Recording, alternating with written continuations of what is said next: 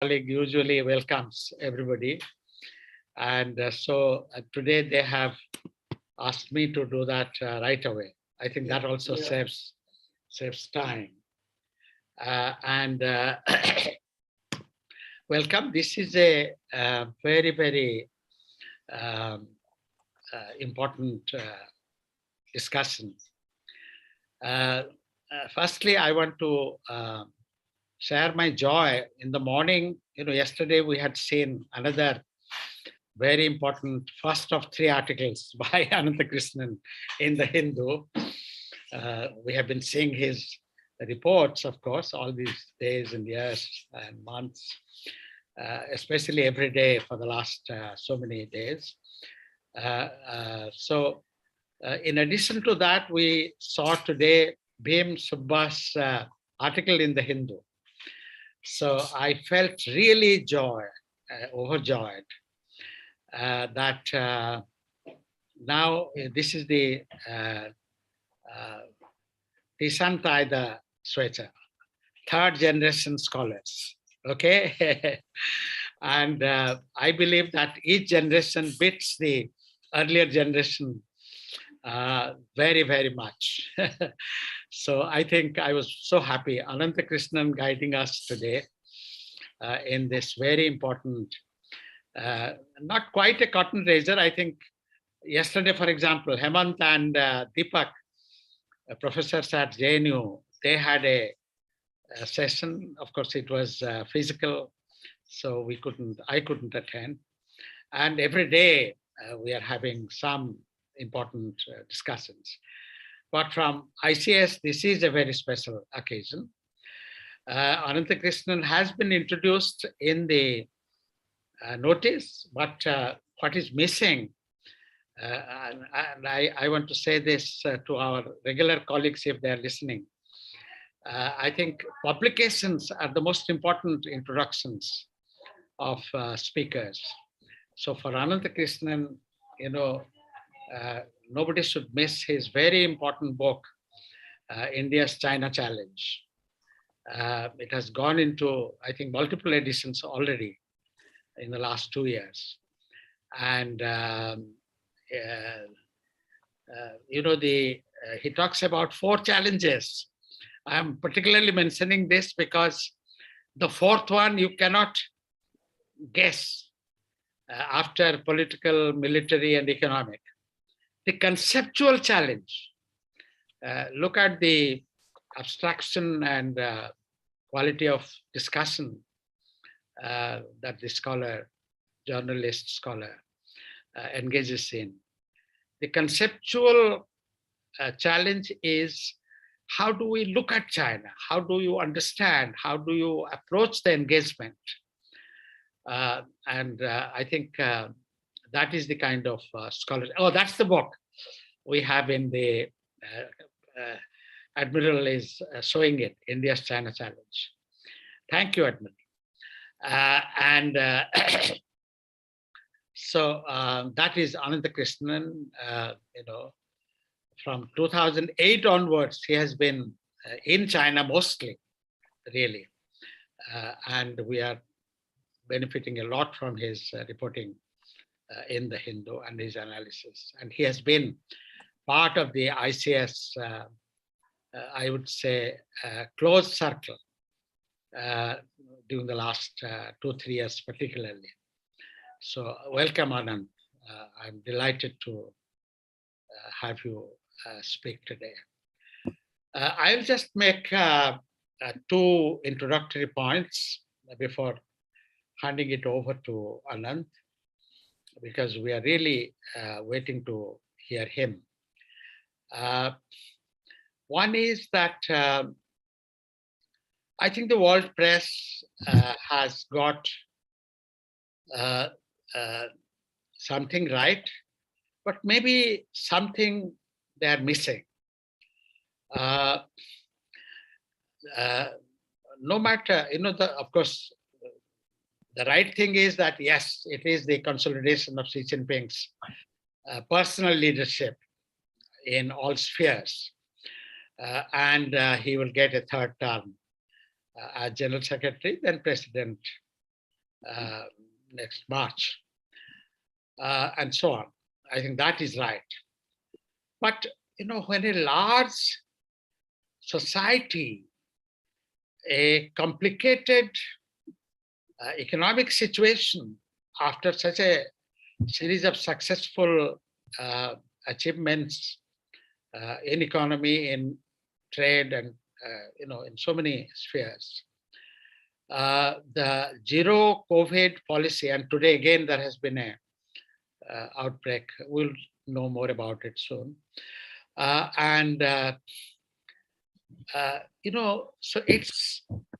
there are complexities in modern management, and even dictatorships are not that simple to manage. And the Chinese political system is undergoing a change. Now, the pattern that Deng Xiaoping had outlined and Jiang Zemin and Hu Jintao had implemented has undergone a change during the last 10 years under Xi Jinping. So we will hear about that. But what we have to look for are the complexities of the management of society, economy, military, the public opinion, the health situation, and above all, the global relationship. And therefore, I think, and this is the ICS perspective, the dominant ICS perspective is to bring in those complexities and not fall prey to simplistic categories and conclusions.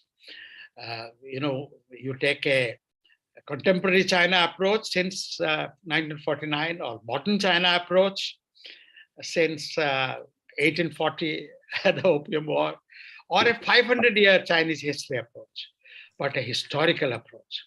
Then an interdisciplinary approach, political, social, economic, cultural, and security. So that takes us to some of the things that Ananth reports, and he captures those complexities. Same with Bhim Subba's article this morning in the Hindu. He captures those, and I think that is what we look forward to in the kind of analysis that we hope we will hear today and in the days to come. With that, may I welcome journalist, scholar, our friend, Ananth Krishnan. Ananth. Thank you so much, Professor Mohanty, for the introduction, and it was quite thought-provoking. Very happy to be joining you all, and I must apologize if I have any technical disruptions in the middle.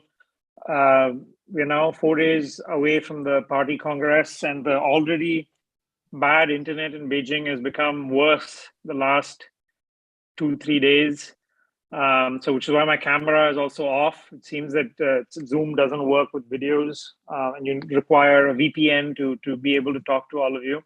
So please excuse me if I get signed off, and I'll do my best to come back on.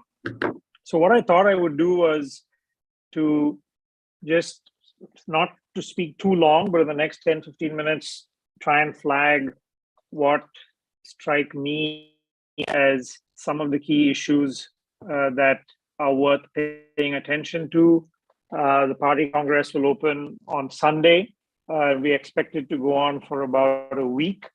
And I would sort of say there are 3 broad things to look forward to. I think top of the list is personnel appointments, since obviously there's going to be sweeping changes. The Central Committee, Politburo Standing Committee, Commission for Discipline.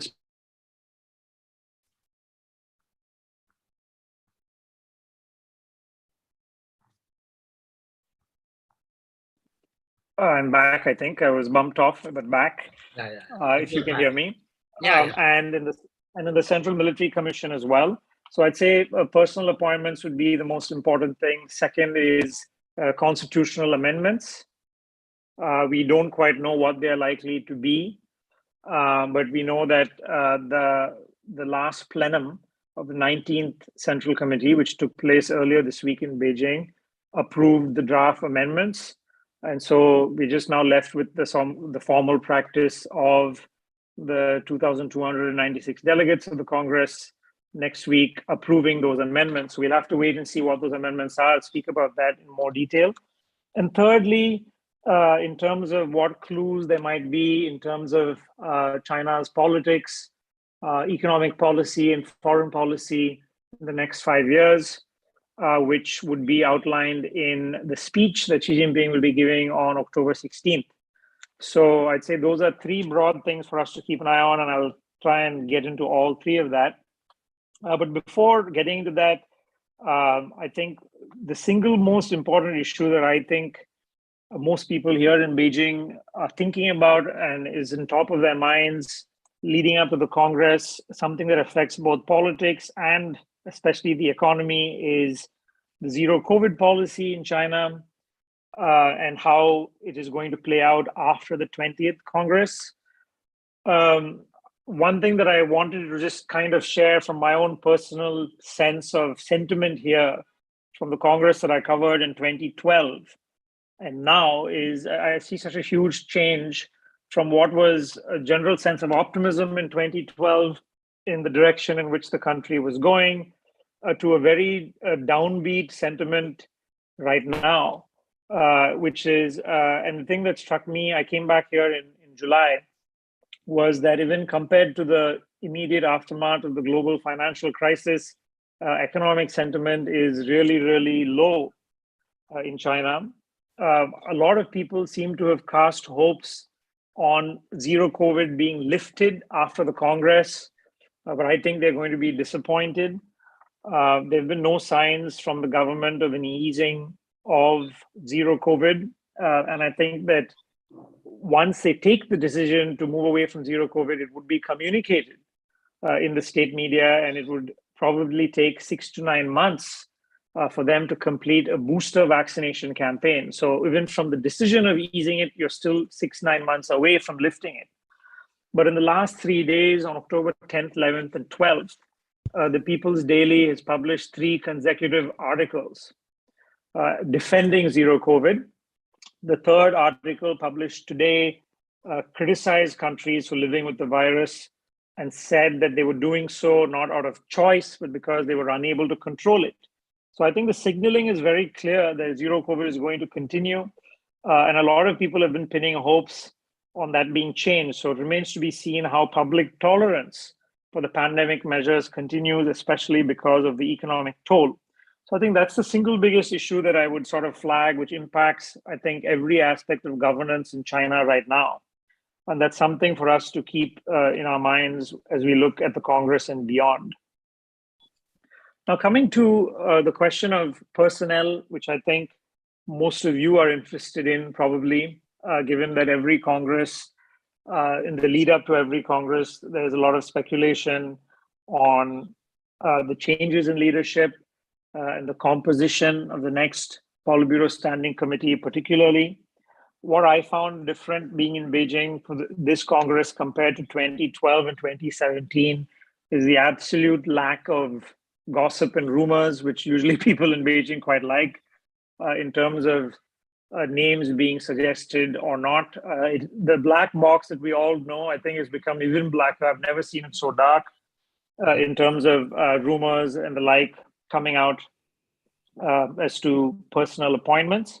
What we do know is that there are 2 retirements that are all but certain in the current 7-member Politburo Standing Committee, going by the norm of 67 years old in and 68 out, which is a norm that the Chinese government insists doesn't exist, but one that they scrupulously have followed for the last few years, with the exception, of course, for Xi Jinping. So you know that Li Jianshu and Han Zheng are probably going to leave the Politburo Standing Committee. But the interesting sort of situation now is you have 4 others who are within the age limit. And there has been past precedents, especially in the Xi Jinping era, of people under the age limit being removed from the Politburo, but not from the Politburo Standing Committee. And we saw a huge turnover actually in the Politburo at the last party congress, which was essentially Xi Jinping moving on people who are even under the age limit so he could put in his own people, especially from Fujian and Zhejiang. Now, of the 4 who are serving, I think removing a Politburo Standing Committee member is, of course, an entirely different thing. It remains to be seen if he's going to keep on Li Keqiang, Wang Huning, Zhao Leji, and Wang Yang, who are under the limit. So there's some suggestions that Li Keqiang, who's already said publicly that he will not continue as premier, might be posted perhaps to head the NPC. There's been one suggestion that's being made.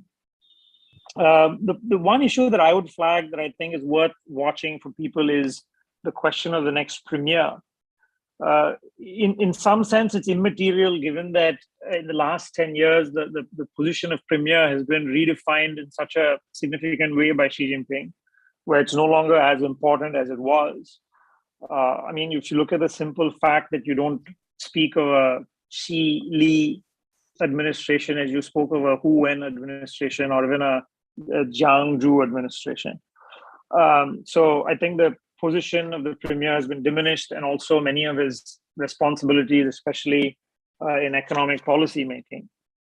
But having said that, why it's become something of an issue that has intrigued people is because following precedent and appointing one of the current vice premiers to the post would mean that the candidates are 2 officials who I think everybody knows aren't from the Xi Jinping network, which is Wang Yang and Hu Chunhua. And I think that Xi breaking with that precedent and appointing somebody else, it would be something to look at in terms of, not that we need further confirmation of the extent of his influence, but the way he proceeds with breaking yet another norm, or whether he continues to preserve this norm, I think is something that's worth paying attention to. I think the second all-important issue, of course, is the one of succession. From what we can see, it seems increasingly likely that there would be no official appointed to the Politburo Standing Committee who will be in their 50s, which would mean that there would be no official who would be young enough to essentially take over 5 years from now and essentially serve 15 years at the Politburo Standing Committee, which is what a successor would need to do. From what we can tell from likely promotions, the probably youngest 2 officials would be Ding Shuixiang and Chen Minar, who are 60 and 61, which would give them 2 terms at the most at the top. So unless there's a surprise, it seems that Xi Jinping yet again will probably not appoint a successor, which will clearly leave him in charge for 5 years, if not longer. So I think that's something else to keep an eye on. A word on the selection process. It seems that the party is following in 2022 what they followed in 2017, which was a new way of choosing the composition of the Politburo Standing Committee and the Politburo itself. The state media said in 2017 that they abandoned the straw polls that were used in 2012, and ironically, which kind of came to Xi Jinping's advantage. And the reason for abandoning the straw polls that they gave in 2017 was that they felt that the process had been corrupted by the former security czar Zhou Yongkang, as well as Hu Jintao's former aide Ling Jihua, were accused of votes soliciting corruption activities, which was mentioned in both of their official sort of purges. Instead, what we were told is that starting in the summer, that Xi Jinping personally spoke with 57 serving and retired party leaders, party elders, and sort of sought their opinions on who would be candidates to be appointed to the Politburo and Politburo Standing Committee, what they've called person-to-person dialogue. And essentially, so it comes down to Xi Jinping. So we probably understand that this was repeated this year, where he has met with a group of elders and come up with a list of names which would be presented next week, which is as far as personal changes are concerned. The second significant issue to look at the party congress, of course, is the amending of the party constitution. So as you all know, in the previous party congress in 2017, the most significant amendment was that you had Xi Jinping thought on socialism and Chinese characteristics for a new era written into the constitution. The state media, the party media has been very tight-lipped, unlike in 5 years ago where there were clear signs that this would be done. Been very tight-lipped into what amendments we might expect. In terms of speculation, I think we can indulge in a little bit of that. One is shortening of Xi Jinping's ideology to Xi Jinping thought, which would very clearly sort of elevate it on a par with Mao Zedong thought.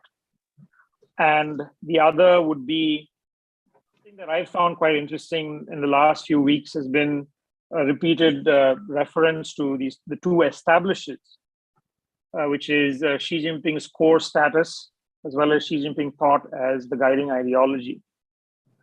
Again, I think what kind of changes will be done or will not be done would be useful indicators, since we don't have any other indicators of internal pushback.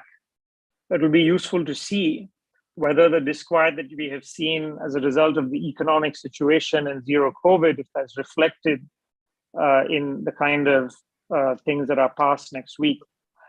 If you might be wondering, why does it matter in terms of what phrase gets in terms of his ideology and what doesn't get in? I think it is important because for the very simple reason that the more Xi Jinping's ideology and Xi Jinping as a core is conflated with the party itself, the harder it becomes for anyone in the system to push back against it.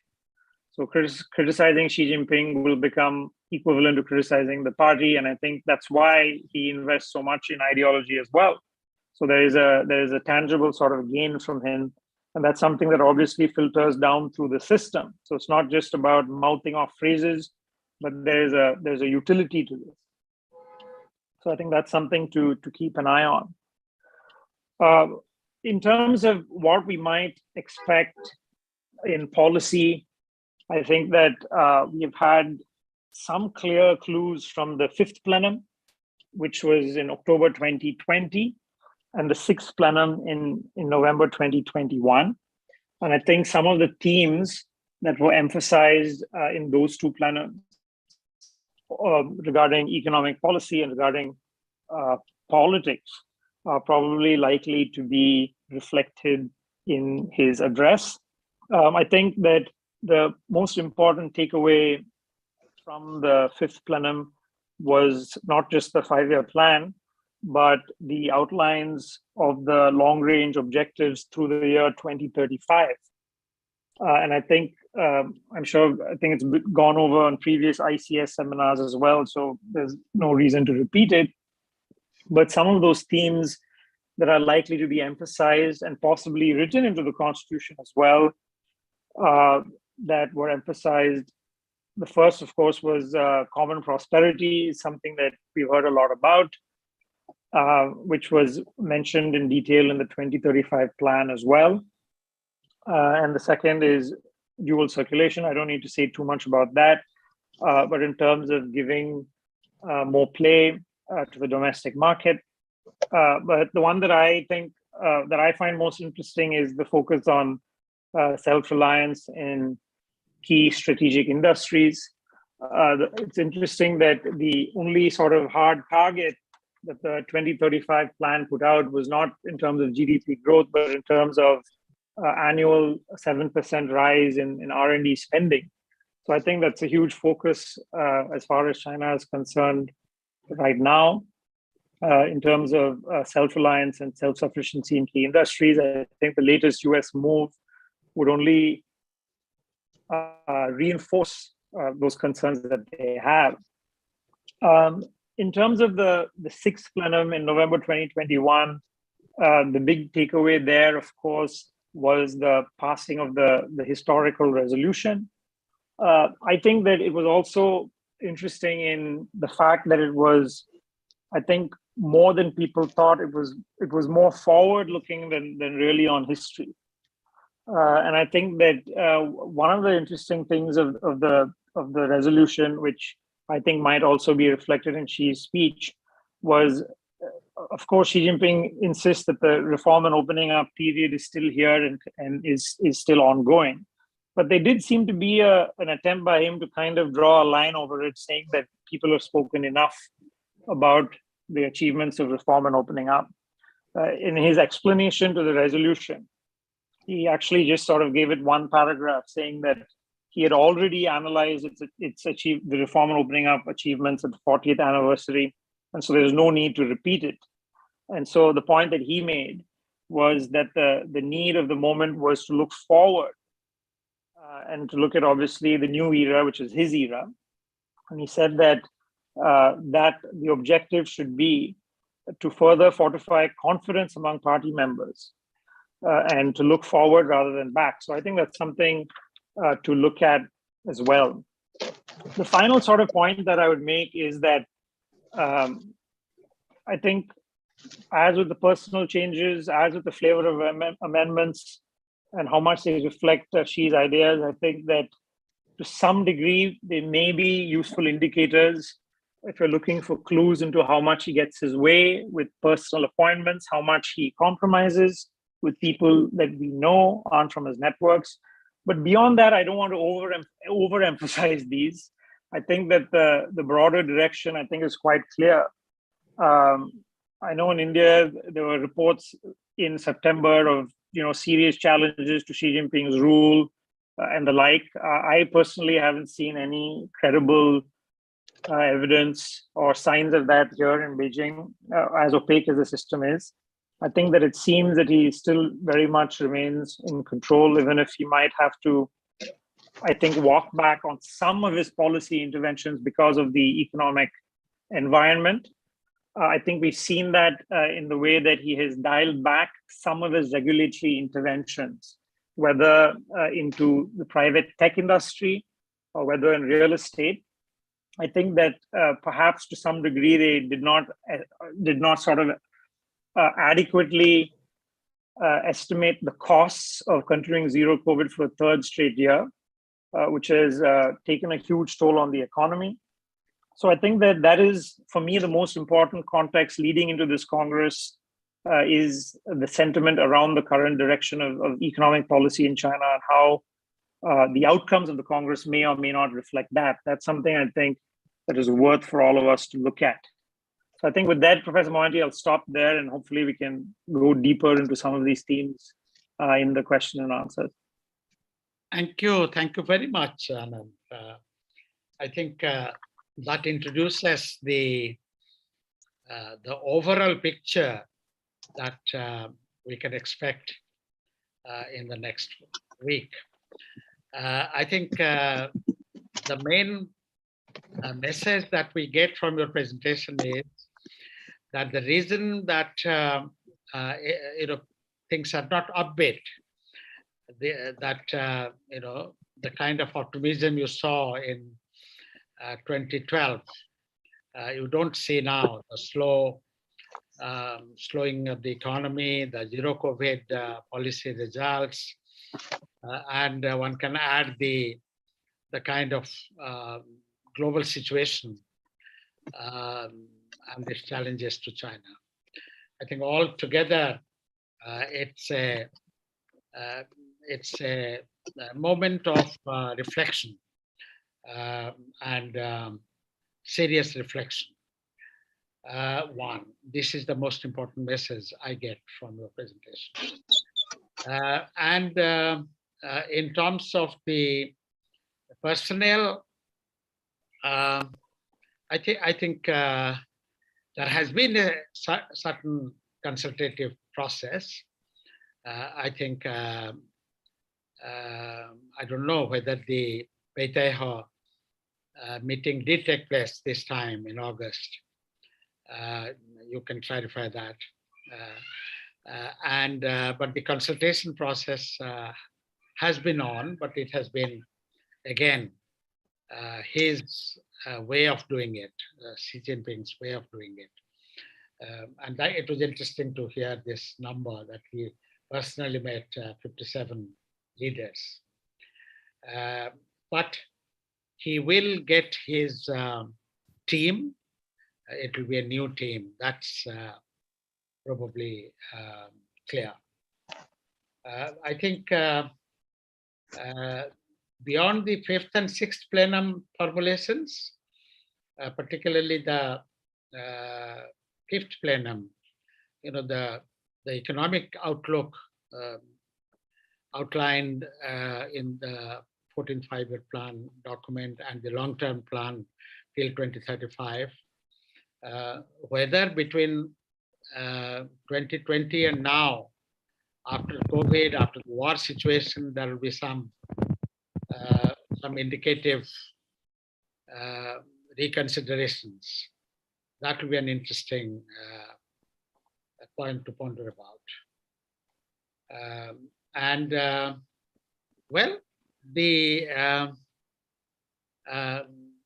when you said that this time people are tight-lipped, there are not many rumors. Gossip is very little, and so on.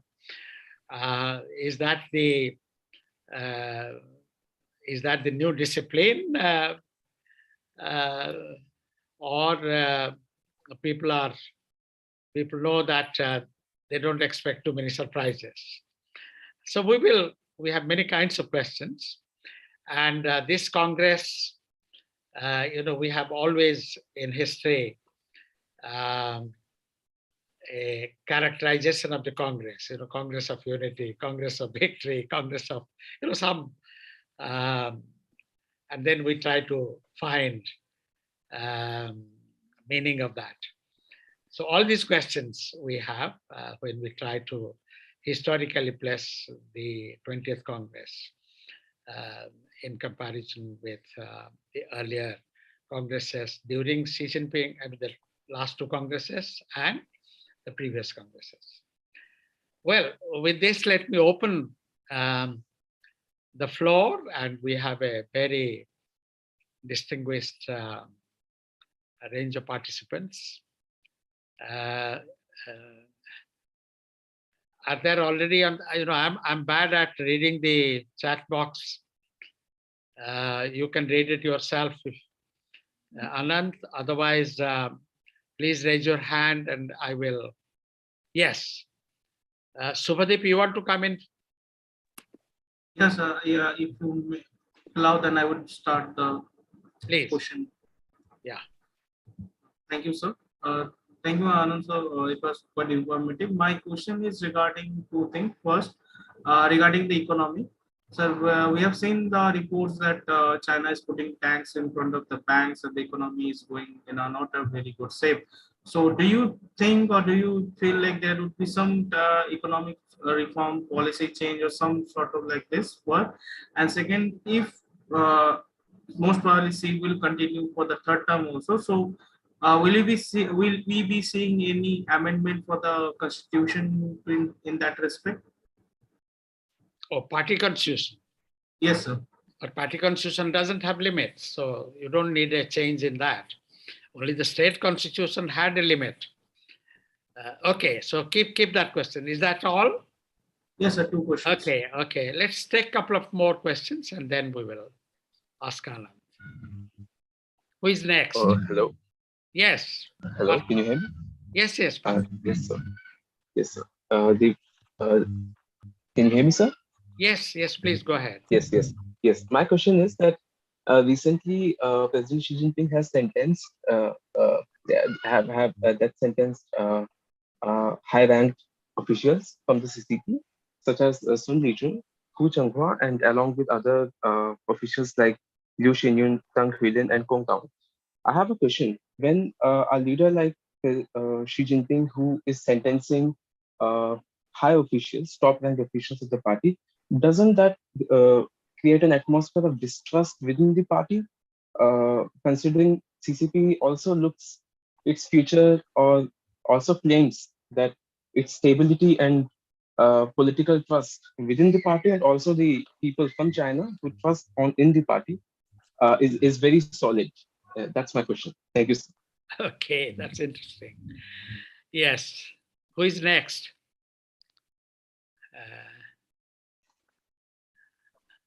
Okay, other people can come in later. Ananth, you can take up these two. Sure. And to begin with, to Professor Mohanty, your point on the rumors I thought was interesting as to why there aren't any rumors.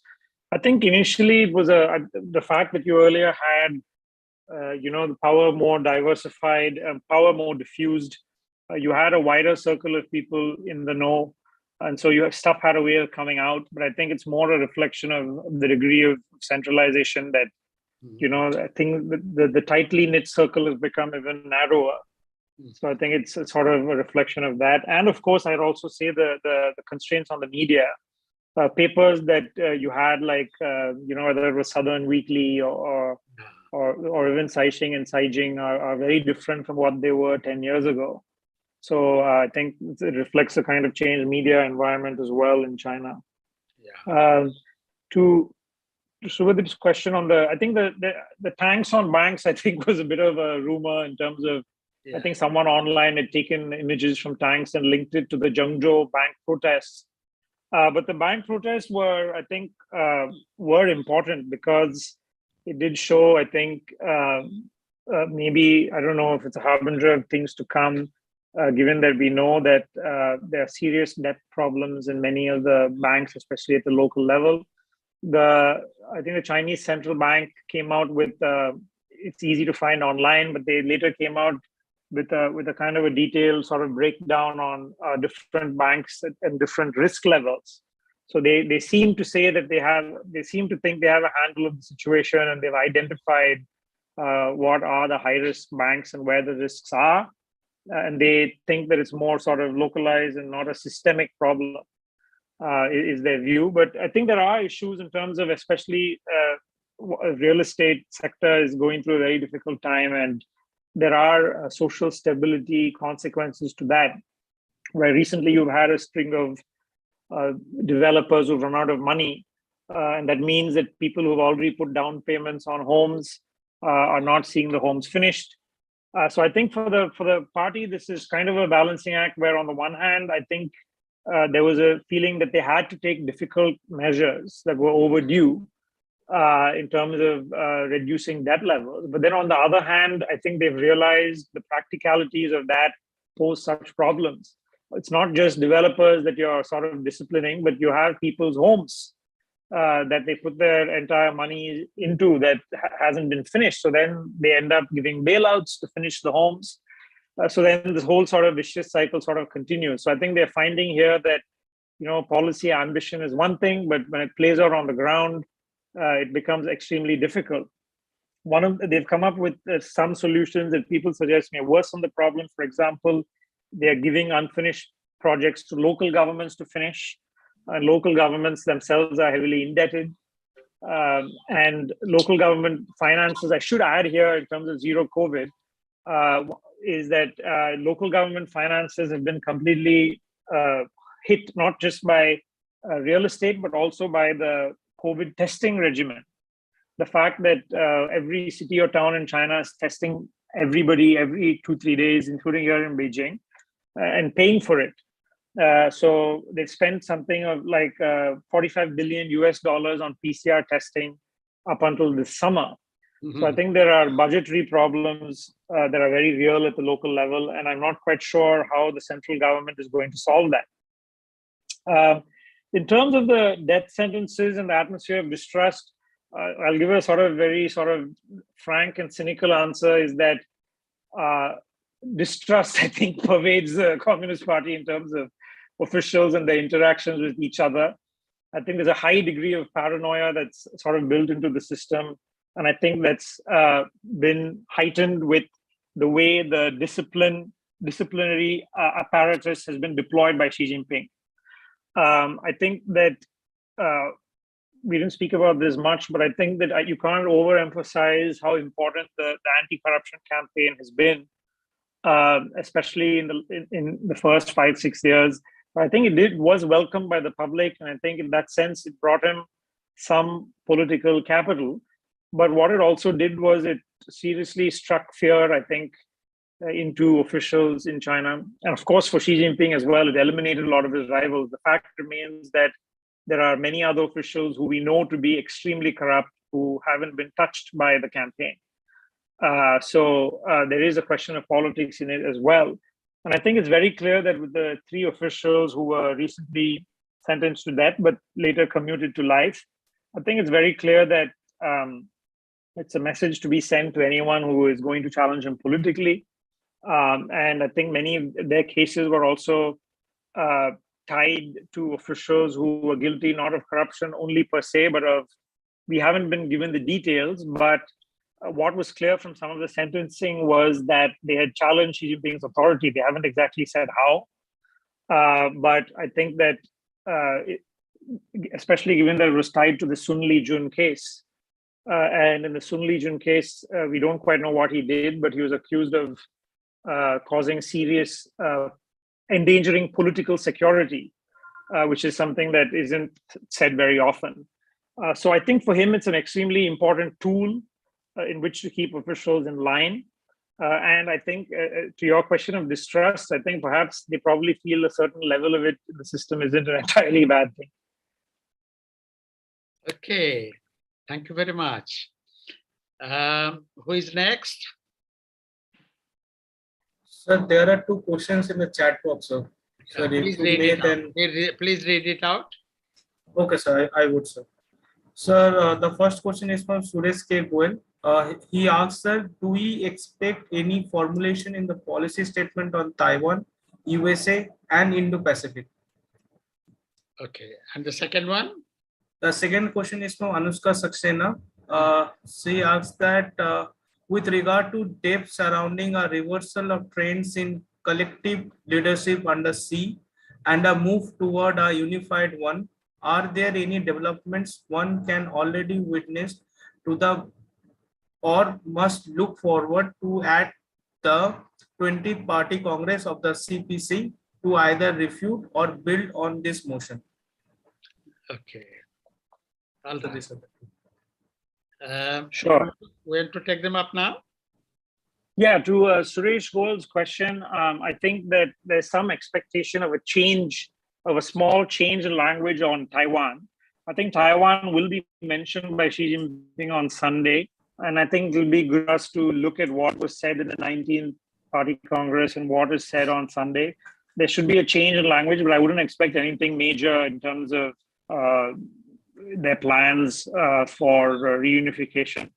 I think that maybe subtle shift in the language, we'll have to wait and see what it is, but there will be a mention of Taiwan.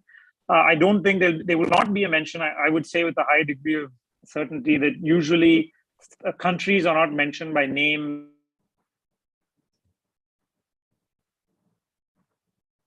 Oh, we lost him. Oh, you're back. Good, good. I'm back. Maybe it was the Taiwan word that did it, but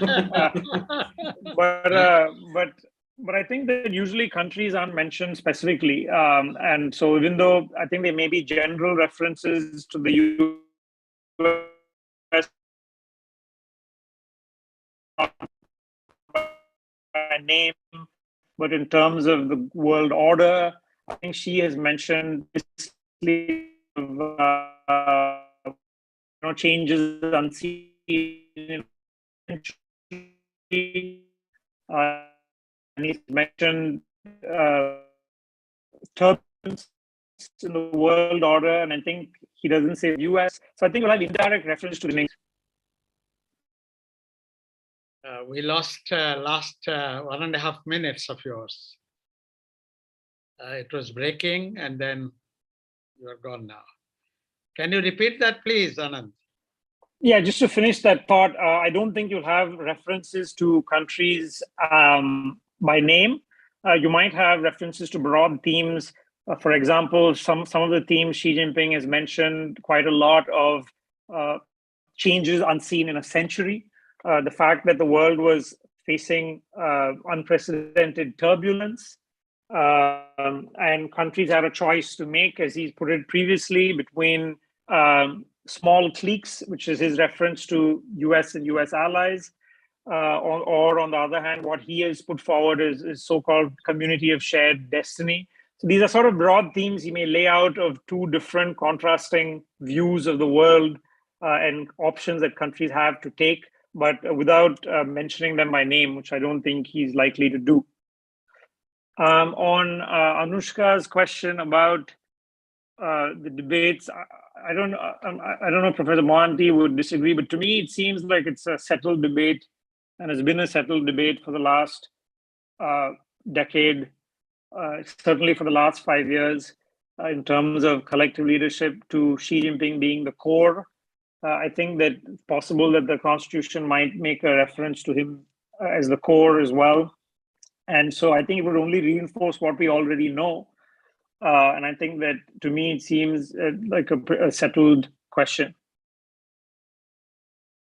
And to Hemant, I should just add, yes, which is why I said that of course, they don't refer to Taiwan as a country, which is why they will speak about Hong Kong and Taiwan, given that they don't look at given that they look at Hong Kong and Taiwan as parts of China. But I don't expect them to mention by name the US or Indo-Pacific or any country by name. Good. I think there are more questions in the chat box. I'll just interject on that core question. I think, no, I don't disagree. I think this is a debate which is on, but formal expression of the line will be definitely, as you suggested, the core will be put into the constitution. But this is not the first time. Jiang Zemin as the core was also mentioned earlier, but not in the constitution. It was in the other party literature. But here, of course, I may be wrong. I think if somebody remembers, I think, but he was described as the core, Jiang Zemin. Hu Jintao was not described as a core. So that has been restored in a way. But there is a debate, and the very idea of putting it into the constitution shows that they want to make it very clear that those who want collective leadership, they have to accept Xi as the core, not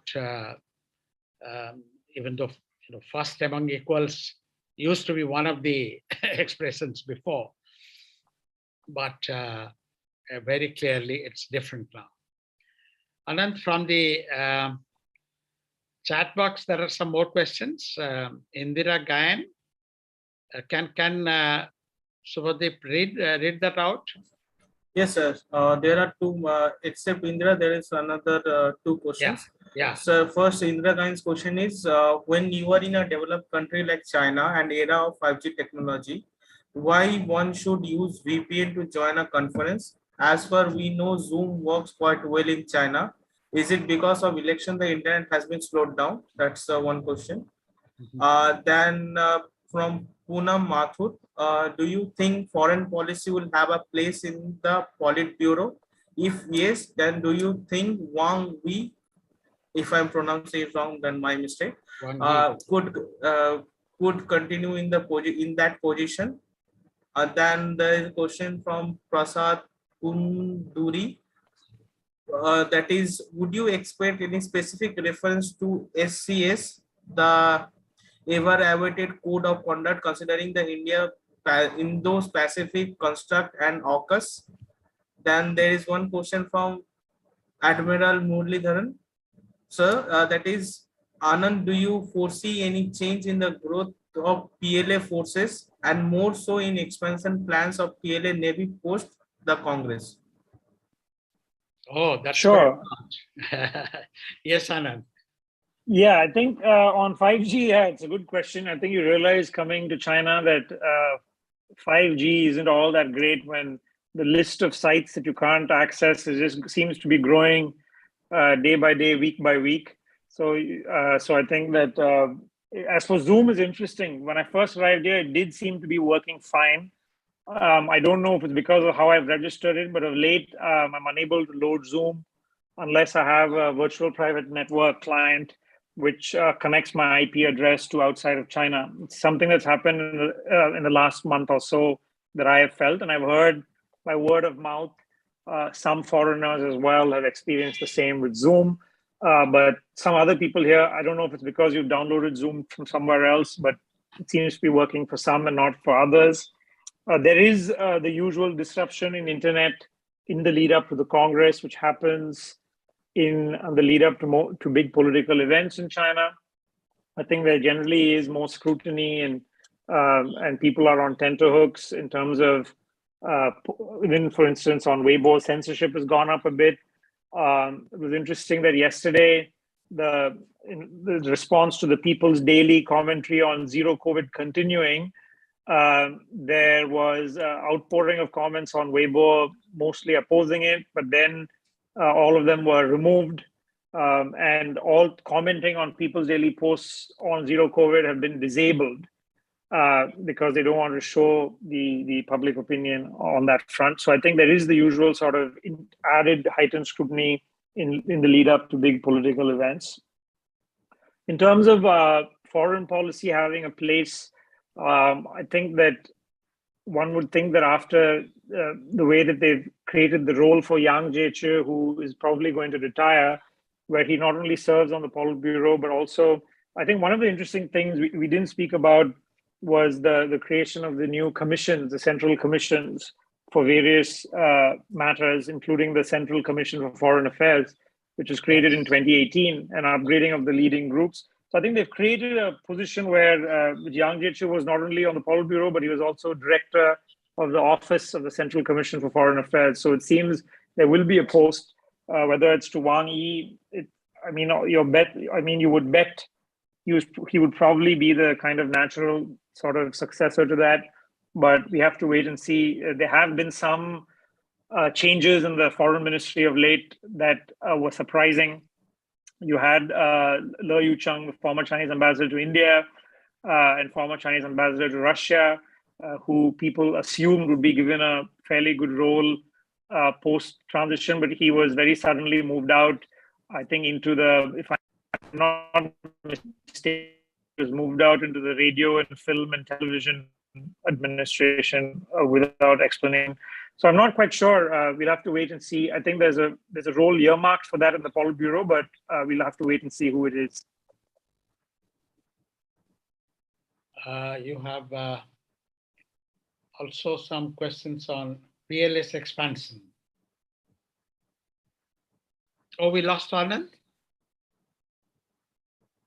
Yes, sir. Are you back, Ananth? The speaker is there, but I don't think we got a connection. Oh. Oh. Yeah, sorry. I think we lost you briefly. Yeah. Yeah. So just to add the final thought that I think there is a position most likely earmarked in the Politburo, and you would say all bets would be on Wang Yi, but we'll have to wait and see if there are any surprises. To KV's question on the code of conduct or Indo-Pacific, I don't think there would be specifics at the Congress on issues to that level of detail. It might come up if, say, the foreign minister or somebody has a press conference on the sidelines of it, if you don't quite know whether or not that'll happen. But usually at these big events, they try to avoid references to specific issues. And in China, they always they want to have the quote unquote big leaders speak on quote unquote big issues rather than specifics. So I'm not quite sure you'll have Indo-Pacific and code of conduct mentioned. I think probably not, but we'll have to wait and see what he says on Sunday. I think Admiral Muralidharan would be better placed than me to reply on the PLA forces and Navy. If I have to hazard a guess, I hope you will also weigh in. But it seems to me that my guess would be, in terms of PLA changes, even though there probably will be a turnover in the Central Military Commission, I would expect to see a lot of continuity rather than any big change, including on the India-China border. I think that's something that we didn't speak about. But I, for one, I don't think there's going to be a big change in Chinese posture. I've seen some media reports speculate in India that that one of the reasons why things were going slow in the ongoing talks was because of the Congress. But I think that regardless of the Congress, I think I would expect their sort of posture in Ladakh to continue. I don't know if that answers your question, but I would see more continuity as far as the military is concerned. Thank you. Any other questions? I think Professor Acharya had a raised hand. Alka? Okay, I was thank going you. to ask you. Yeah. Yeah. So, well, of course, first, thanks, Ananth, for coming in at such short notice. And literally 2 days ago, I had called him in. So thanks. And despite your apprehensions, I think our disturbances were not Minimal. of the order that it would detract from the full flavor of your talk. So that's good. Should we thank the Chinese for allowing you to continue? Okay, now my question is, basically you mentioned this point that, there has been a considerable downgrading of the post of the Prime Minister.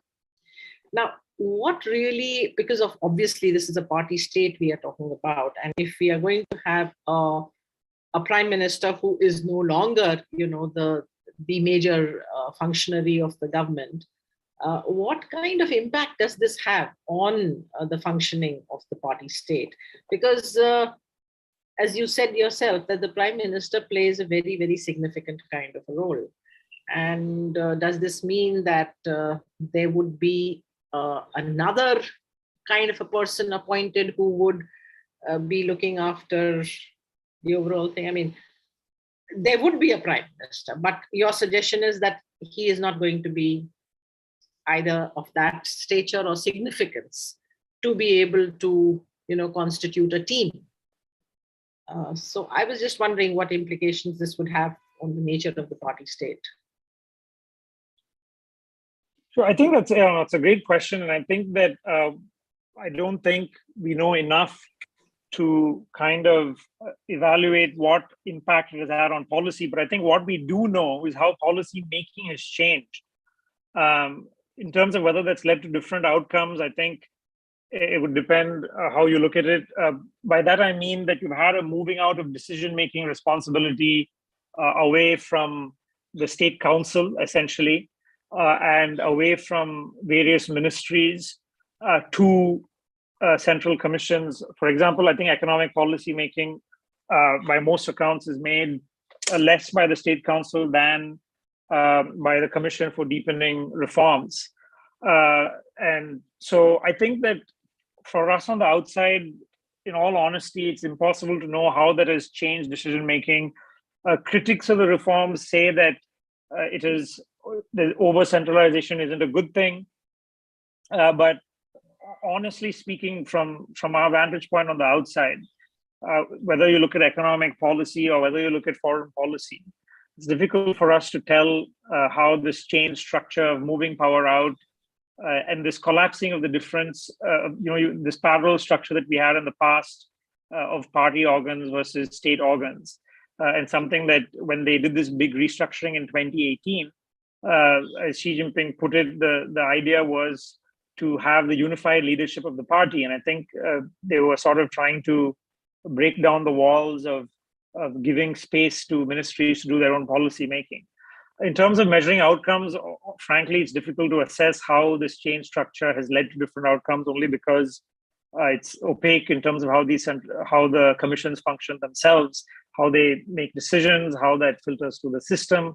I think that's something that we should obviously look at, but it's difficult to say how. We know the structure has changed, but how the outcomes have been impacted on that, to me, seems a bit difficult to assess.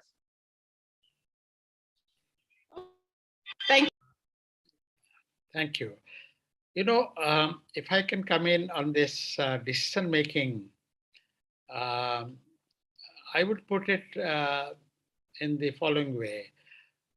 It has always been centralized, but every centralized format involves deliberations at various levels. Now, the Reform Commission, the the large State Reforms Commission, or the Development and Reforms Commission, it has been renamed from time to time. Then they, for example, very often there are groups of that commission which are entrusted with the task of exploring a policy, formulating some proposal.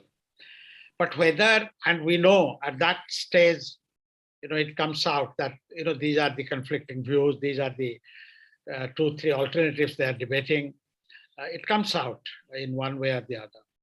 And then when it goes to the Central Committee's leading group, small leading group, or now the Commission, that deliberation has already taken place up to a certain level. Sometimes it's a very prolonged process, sometimes it's a very quick process. Then you have the Academy of Social Sciences or the corresponding academy. They have so many of these academies. Their institutes, they're entrusted with some task. They give their input. And finally, of course, it is the Politburo Standing Committee. Or in that format, it is the leader. In other words, this process involved always, but sometimes this process is too cumbersome and therefore bureaucratic, and a tough leader like Xi Jinping may find it too bureaucratic. In fact, in the first year, he was constantly referring to that bureaucratism at various levels. So what is important is to find out the procedures of decision making, like our PMO. Yes, PMO in India is is very powerful. They decide the final thing. But there is a process which precedes it. May not be of the same order, in the same kind. But so it's important to find out what are the steps, what are the components of that process from time to time. And now the new format of commission, indeed, it's an institutional change from party small group or state council commissions of, they did have many commissions before, from ministry to commission. For example, education was first a ministry, then a commission. Health, both a commission and ministry, and so on. But now the new commission pattern is very, as I think Ananth wrote probably yesterday, that the new decision making gives a very central role to these commissions with Xi Jinping as the leader. So it is an institutional change, but even this precedes, this is preceded by several other steps of deliberations. Okay, that was a long interjection. Now, who are the next? Thank you, sir. That was quite actually very, very interesting. Thank you. Sir, there are 3 more questions. Do we have the time for that? Please read out. Yeah. Okay, sir. So first one is from Cherry. Her question is, sir, do you see the global security initiative that Xi Jinping has put forward materializing into a substantial policy or directive at the upcoming party congress? Second question is from Parthu. It says that, sir, the term people's leader have changed over the time, considering Mao era, Feng, and then coming straight down to the Z era, despite of the zero COVID policy, which had adversely affected the economy and therefore the people. And the last question is from Veem Suba. She will be directly putting out the question because I think she is having some trouble. Yeah, now Bhim, you should come in. Yes, good afternoon, sir. Please speak. Yeah, am I audible there? Yes. Yeah, thank you, Anand. And in fact, it's been really wonderful to read your pieces from Beijing, and it's been really pleasure to really help ourselves to enlighten ourselves. So yeah, my question is just a small one with regard to just the 16th and the 18th congresses were usually held in the month of November, and this involved leadership transition. Now, having said that, if you see a 20th Party Congress, which also actually is a leadership transition period, but unlike the previous two, 16th and the 18th, it is in October. But whereas if we have to see mid-term party congresses are usually held in October. So how do you read this? Like, okay, definitely Xi Jinping is appointing successors, there is no leadership transition. But how is this, if you have really interacted with the scholars or your interlocutors there in Beijing, is that so? Like, it's stable that Xi Jinping is really in command? Yeah, just your comment on that. Thank you. Okay, Ananth, come in, please. Ananth, are you?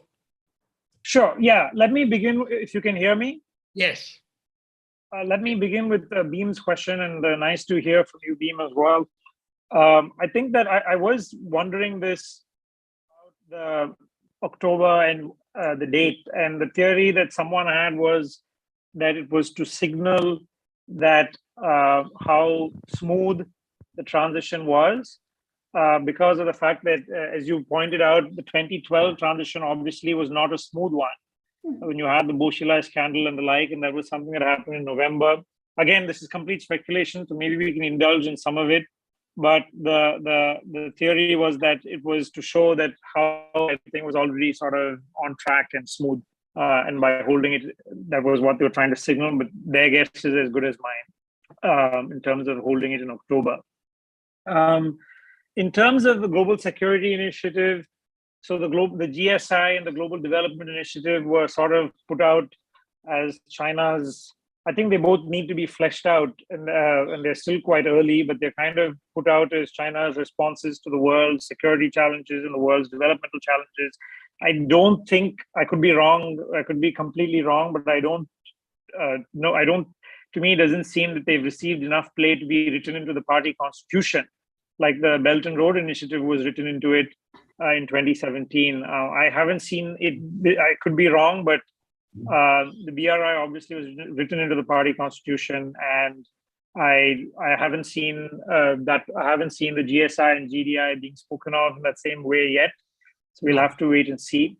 Right. In terms of the people's leader, Xi Jinping has been referred to that occasionally in a few articles and the like, but it's not a title that he's been sort of really officially given, or it has made appearances. It has come and gone over the last 5, 6, 7 years. Commentaries in various papers have occasionally referred to him as that. But it is interesting that for whatever reason, it hasn't been something that has been repeated frequently or consistently or uniformly.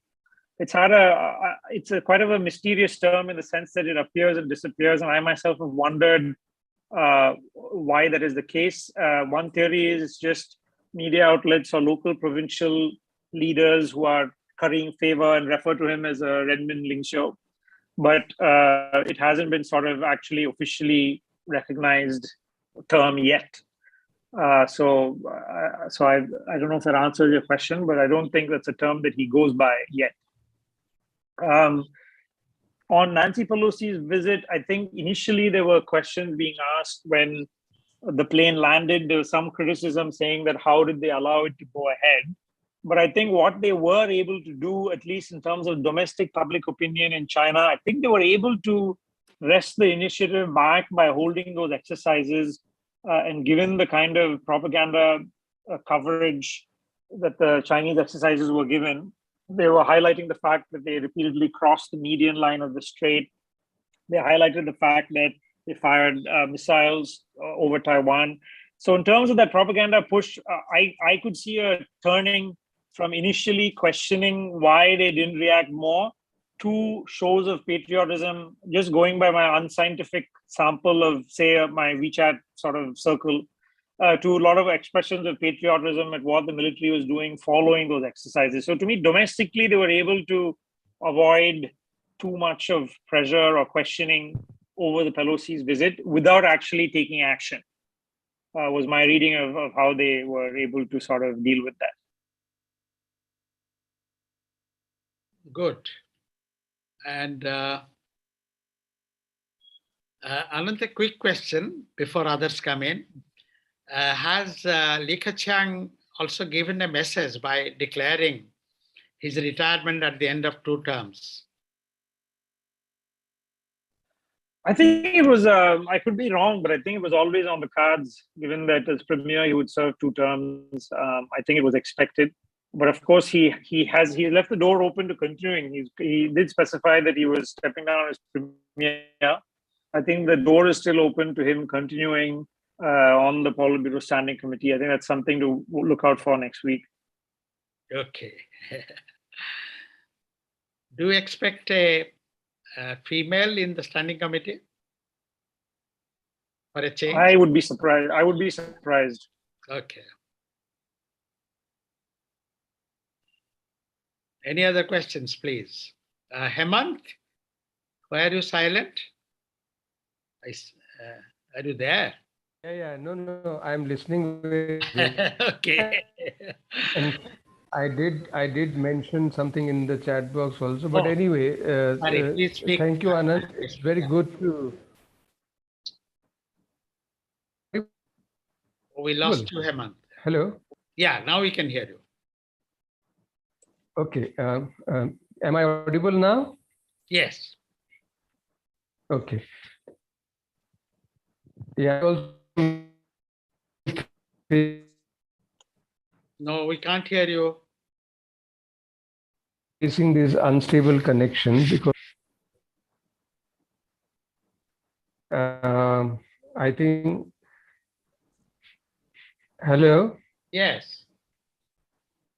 I think I'll give it a pass because my stable Okay, no problem. unstable No problem. connection. No problem. Anybody else, please? Sir, there is one question in the chat box regarding Nancy Pelosi's visit. So I think that is being covered. That is then is there in the criteria for appointing the foreign minister in China. that So has that would also be- been covered. Yes. So then there is no more question. We could wrap up the session. Okay. Sir, Yeah. there is one hand raised by Nirmal Panda, sir. Before to closing, we could take that if possible. Yes, please. Very good evening, everyone. Professor Mohanty, am I audible? Yes, please. Professor Mohanty, it is a pleasure listening to Ananth Krishnan, my favorite columnist and writer. I've got a very basic and very small question for him now that he's stationed there in Beijing. I just wanted to know, the recent rumor of the PLA taking over the power from Xi Jinping and Xi Jinping, hurrying back home. How does such kind of rumor spread, or is it a Western agenda or propaganda kind of a thing? And if in case it has happened, why has it happened all of a sudden? I mean to say, why? Like, it's kind of a propaganda or kind of a rumor. What had happened actually, and why is such kind of a propaganda oblique rumor?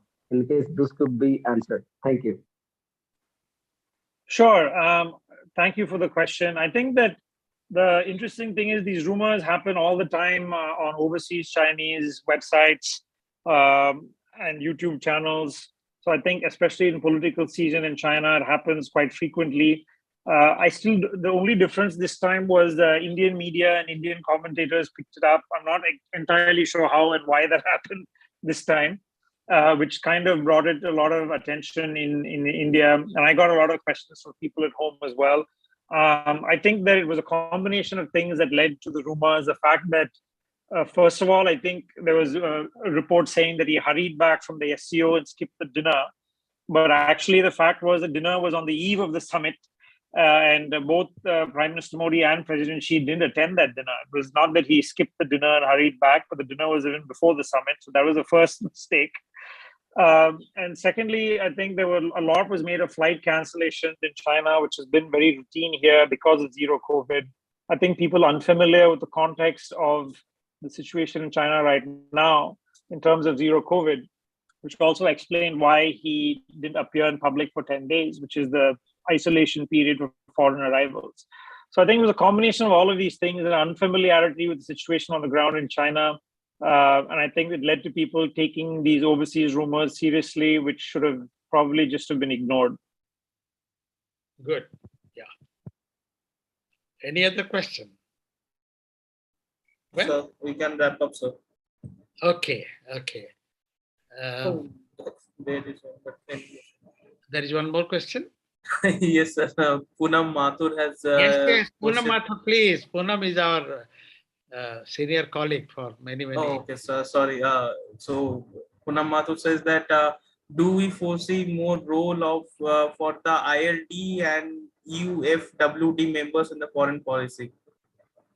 I think that we have seen under Xi for sure more prominence, especially to the United Front work.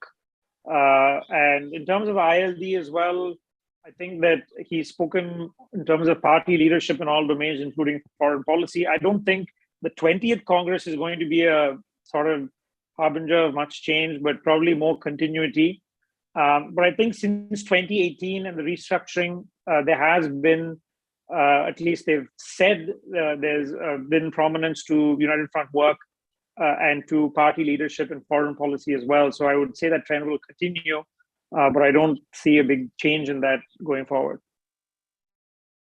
I noticed Eric Gonsalves, Ambassador Eric Gonsalves. Eric, would you like to come in?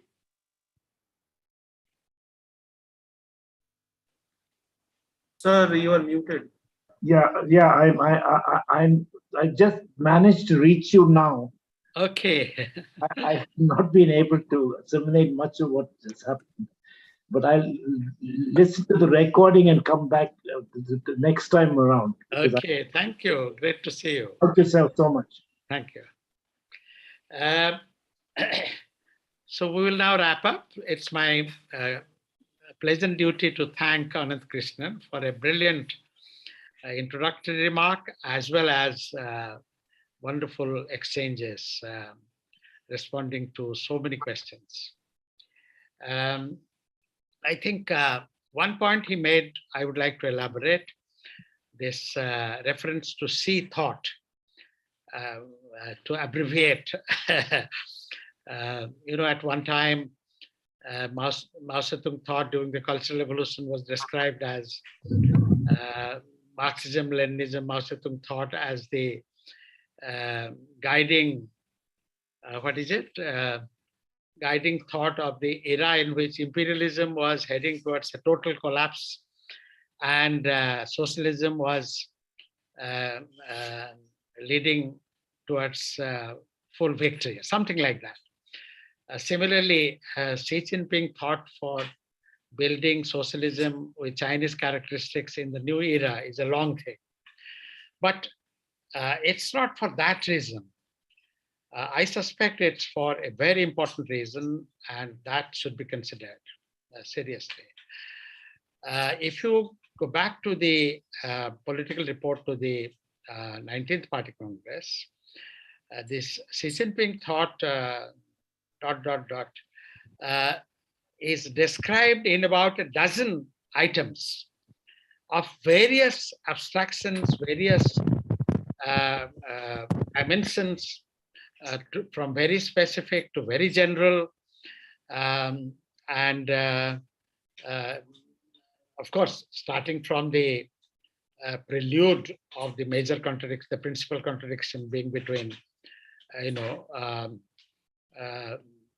people's advanced level of expectations and underdeveloped productive forces, something like that. I think, in fact, I was always uncomfortable with that kind of what I call empiricist narrative of a very important attempted formulation, theoretical formulation, namely Xi Jinping thought, like Mao Zedong thought, or Deng Xiaoping theory.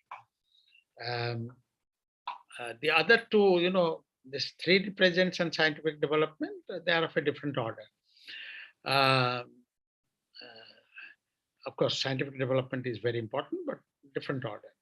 So I think now is the opportunity for them to encapsulate the essence, capturing the main contradictions or principal and some important secondary contradictions of this new era.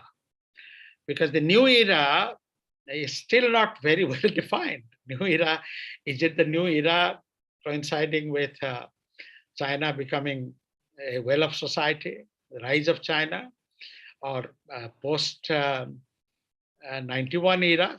No, or post US decline era. So here is an opportunity to define the new era in terms of global as well as domestic context. And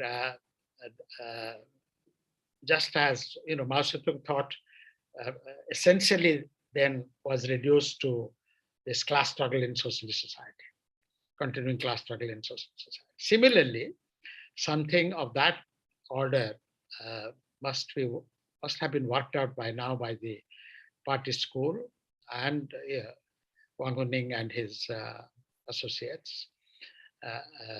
And we hope to see that in the political report. Well, I'm looking forward to many more writings by Ananth Krishnan, Bhim Subba, Alka Acharya, so many of you, all of you. And I hope I'll be provoked to write something myself if I have the energy and the health condition. So thank you all very much. Thank you, Anand.